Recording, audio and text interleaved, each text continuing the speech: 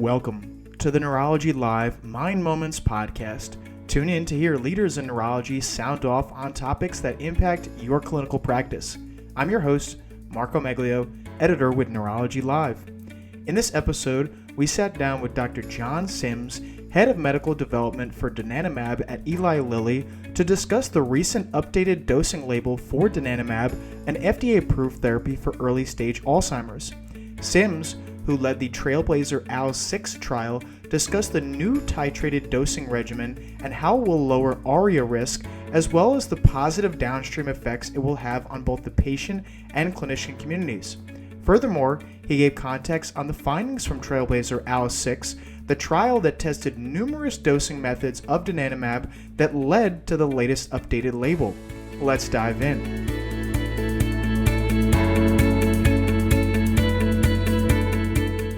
Well, let me start with the headlines, I guess. The Trailblazer 6 study was able to demonstrate a new dosing regimen that can reduce ARIA-E. And, we got there before we started the study, before we even had the positive phase 3 study done, knowing full well that ARIA is one of the main risk factors for these new compounds that are targeting amyloid. And that amyloid we are learning builds up in the brain, but it also builds up in the blood vessels of patients with Alzheimer's disease. And so the risk factors for this are similar risk factors for those people getting Alzheimer's disease. So ApoE genotype, which is a very important risk factor to understand and know, is one also that puts people at risk for Alzheimer's disease and for this ARIA because of the amyloid building up in both places. And so we designed this study to test a couple of regimens to see if we could come up with a enhanced way to improve the safety while not sacrificing kind of the efficacy aspects of the drug. And so that was the original design of the phase 3 trial that we ran. I mean, awesome little background there heading into the trial. So talk a little bit about what went into the reasons for which dosing method you chose. I know you guys looked at 4, correct me if I'm wrong, different dosing methods in that trial. So talk a little bit about the conversations that were being had and why you chose those regimens themselves. We had lots of discussions about which ones to kind of pick. It's a very large trial, by the way. So it was 800 people. And so obviously we wanted to keep the standard regimen in there so that we would have something directly to compare it to. We even had a debate about whether we should sacrifice that arm for another arm to test, but we thought, you never know for sure, and it's always good to have that arm in there. So we debated about comparing to old data or reference data, but we put that arm in there. So that was a key decision that we came to. And then that left us with 3 other arms to test against that. And so we call one of those modified titration, and I'll come back to that description. We call one kind of a dose skipping arm, and then another one called Cmax arm. And so how did we pick those? So let's start with the modified titration, which was the arm that ultimately won the race in this study. That is simple.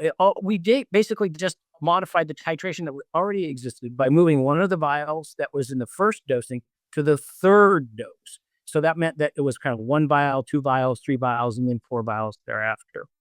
And so that was just kind of an improvement in the titration aspect. The dose skipping one, we thought, one of the hypotheses we might test is, since we are actively engaging the amyloid that's in the blood vessel, that if we put a pause in there and allow the blood vessel to kind of maybe recover from the amyloid removal, that maybe that timing would allow some recovery and reduce the ARIA. So that's the dose skipping one. So there we kind of gave the original dose of 700 milligrams. We skipped the month, and then we caught up at the end. The other one was the Cmax arm, and that one was a hypothesis that was kind of going around at the time that we thought was worthy of the testing. And this is the idea that since these drugs are given through the blood vessel, through the vein, the peak, it rises very fast. And some people thought, well, maybe that fast peak might cause the ARIA. We had some data that was supporting it, but other data was starting to also suggest that, really it's the overall dose that you get might drive this. But we decided it was worth testing. And so in order to test that one, that really required a somewhat of a unique design change for the trial. And because that meant we had to give it every 2 weeks in order to test that hypothesis. The goal was to keep it completely blinded. And so that meant everyone came in for every 2 weeks. And some people got drugs, some people got saline infusion in order to keep it all blinded, depending on what was going on to those arms. But that was the thought process that went in there. And those were the 3 arms that really won the day to get into the trial. And as I said, we can come back to talk about the modified titration, but that was ultimately the most successful arm. I mean, it's awesome that you guys included the original formulation in there and the original dosing schedule in there. I think that was a good add, to say the least, and kind of see the comparisons versus drawing from some previously used data, which obviously things can change a little bit more over time. And we'd rather have more updated data than not, to say the least. So I know we've talked a lot about the actual trial itself, and I know we haven't gone too much into the efficacy and safety data from the trial, but for clinicians who are going to treat patients with Alzheimer's disease, can you talk a little bit about the dosing regimen itself, a little bit more in specifics, as well as any considerations or things that they should keep in mind when prescribing this drug to patients and having conversations about this new dosing regimen? I mentioned already that the main risk factor for ARIA that we found in trials throughout this class of medications is ApoE genotype. And so that's the key risk. And so one of the things that we also designed into this trial is to make sure that we were stratified equally across all these genotypes, because they each have their own risk. We're talking about being homozygous or having 2 copies of the ApoE4 gene. Those people have the highest risk of ARIA. Then heterozygous, who have 1 copy, have the next, and then the non-carriers, anyone with not the ApoE4 genotype, have the lower risk. So we made sure that we had those people equally distributed, so you didn't come to a false conclusion by having one arm be enriched for a low risk population. So that part of the design is also part of the discussion that patients should have with their physicians. It is part of the recommendations of the label, and that is that for those patients, it is recommended that if they want to really understand their risk for that individual, that they can get what we call genotype, or get their genotype tested to find out whether they have 1 copy, 2 copies, or no copies of this ApoE4.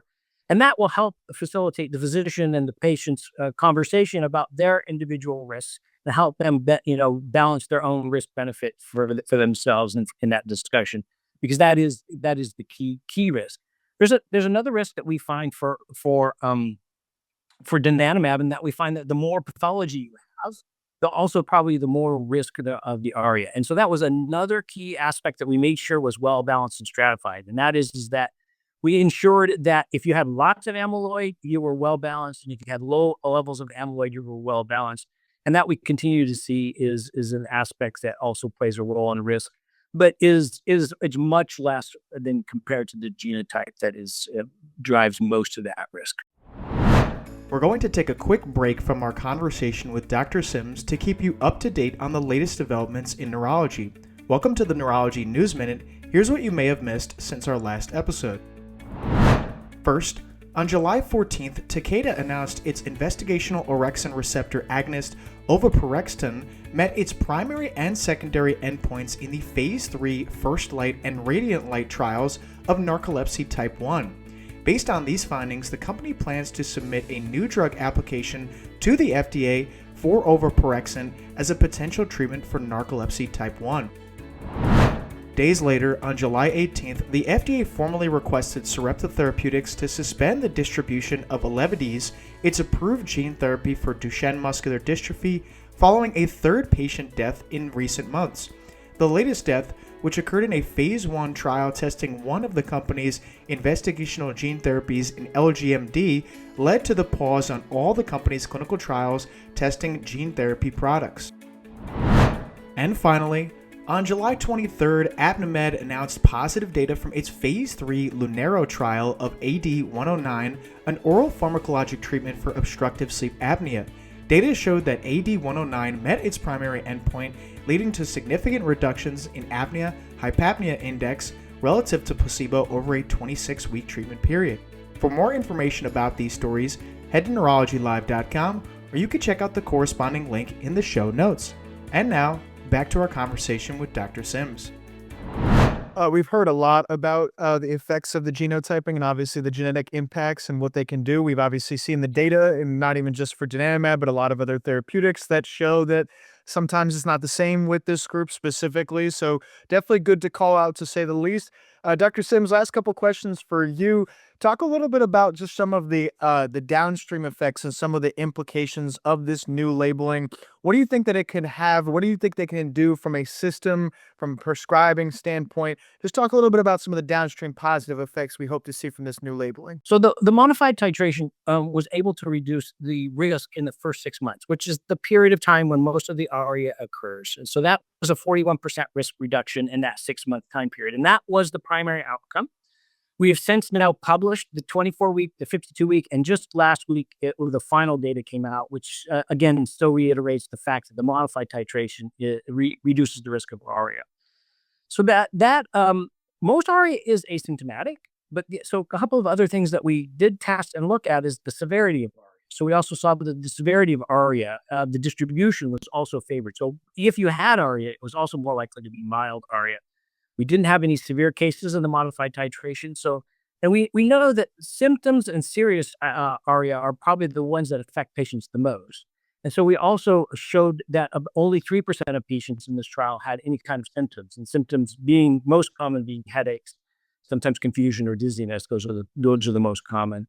So we would anticipate that this will, given the fact that we are able to not only reduce the frequency of ARIA, but perhaps the distribution and severity of ARIA, we certainly hope that downstream from this study, right, that this will also translate into people having less symptoms over time, having less seriousness of ARIA. And I think this will help people and physicians, weigh their own individual risks and benefits, and make this a choice that they might be able to consider for themselves for treatment. And so ultimately, I think this helps physicians with the discussion. It gives them even more information.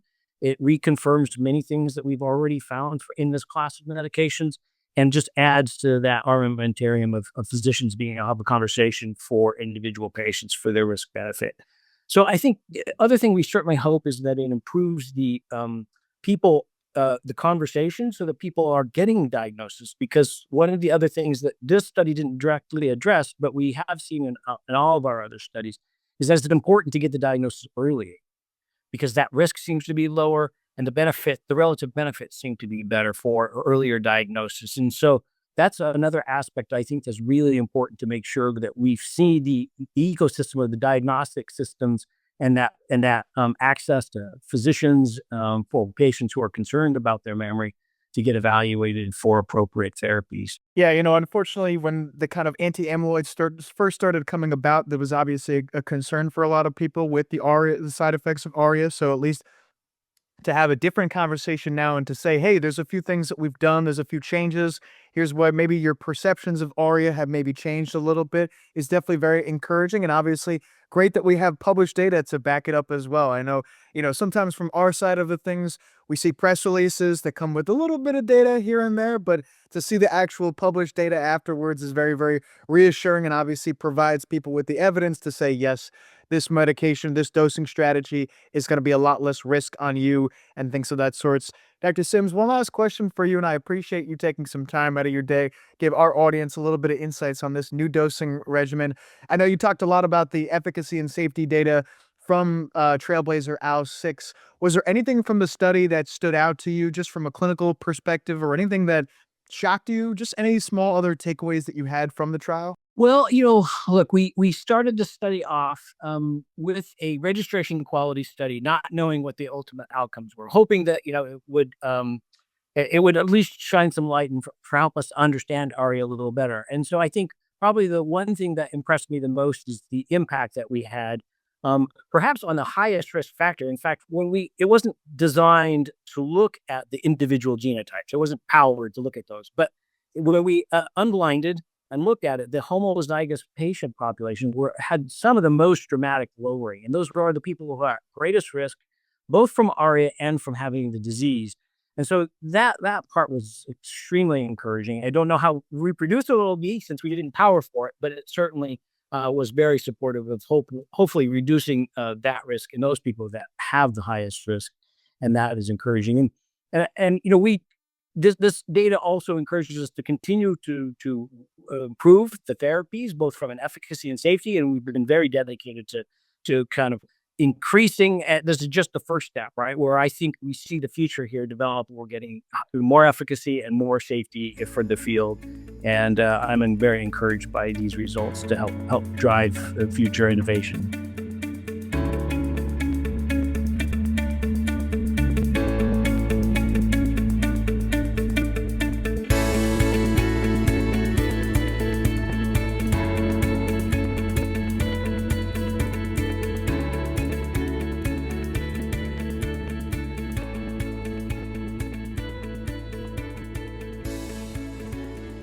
Thanks for listening to this episode of the Neurology Live Mind Moments podcast. To support the show, be sure to rate, review, and subscribe wherever you listen to podcasts. And as always, for more neurology news and expert-driven content, visit NeurologyLive.com.